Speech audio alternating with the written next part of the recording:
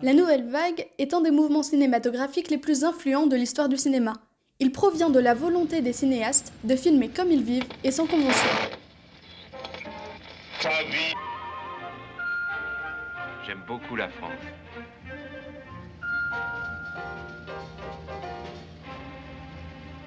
Si vous n'aimez pas la mer, si vous n'aimez pas la montagne, si vous n'aimez pas la ville, allez vous faire foutre. L'idée de la Nouvelle Vague vient de François Truffaut, dans les Cahiers du cinéma. Il qualifie le cinéma de cinéma à la qualité française, dont les scénarios ne sont que des adaptations où tout est soigné. Il dénonce ainsi un savoir-faire académique et veut inventer une nouvelle façon de filmer.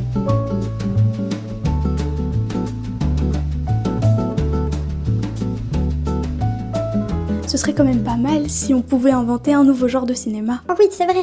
Moi, je serais plutôt d'avis pour qu'on redonne au cinéma sa valeur d'art à part entière. Nous allons ensuite créer un nouveau mouvement pour pouvoir contrer cette cinéma de la qualité française que je déplore. Absolument. Et on va l'appeler la Nouvelle Vague.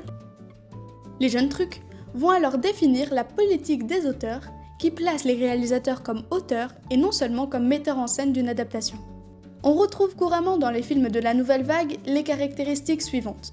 Des caméras plus petites et légères. Le mouvement fait la part belle aux coupes franches, donnant parfois l'impression que les plans et personnages sautent de l'un à l'autre. Je peux pas me passer de toi. Tu peux très bien. Oui, mais je veux pas.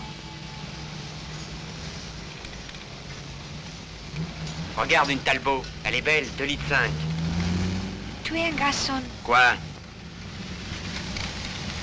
Je ne sais pas. Patricia, regarde-moi. C'est interdit d'aller voir ce type.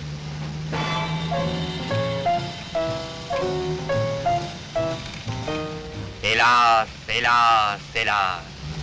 J'aime une fille qui a une très jolie nuque, de très jolis seins, une très jolie voix, de très jolis poignets, un très joli front, de très jolis genoux. Mais qui est lâche. Des acteurs à l'époque peu connus.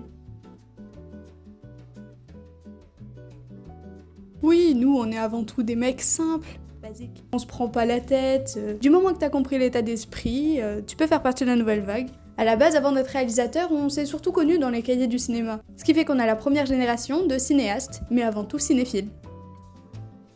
C'est une remise en question du cinéma dans sa globalité, avec de nouvelles façons de filmer, mais aussi un nouveau type de montage, un nouveau jeu d'acteurs, des dialogues simples. Les héros sont jeunes et contemporains.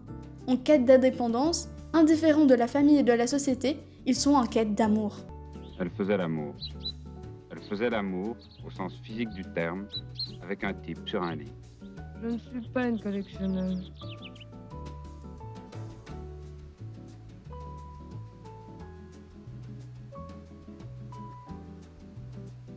Je suis une petite salope sans morale.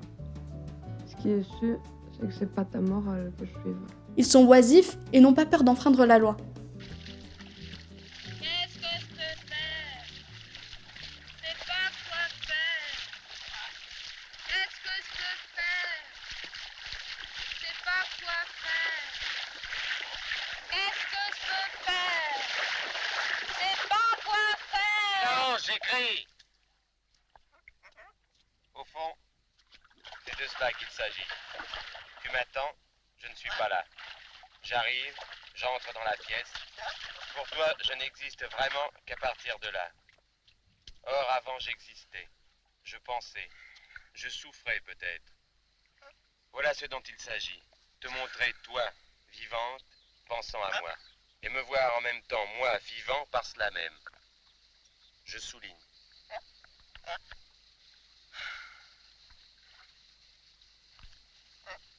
Tu penses plus à ton frère, à cette histoire de trafic d'armes? Non, Pourquoi t'as l'air triste? parce que tu me parles avec tes mots, que moi je te regarde avec tes sentiments. C'est un mouvement né à la fin des années 1950 et qui a duré une dizaine d'années. Ils ont bousculé les règles en revisitant tous les fondements du cinéma. On se trouvera un chouette hôtel chic et on régalera. Vous voyez, elle pense qu'à rigoler. À qui tu parles? spectateurs. Ce mouvement a par exemple donné naissance au cinéma novo, au Brésil. Émancipation culturelle du cinéma, on parle aussi de nouvelle vague japonaise dans les années 1960. Et c'est aussi elle qui inspira le free cinéma en Grande-Bretagne.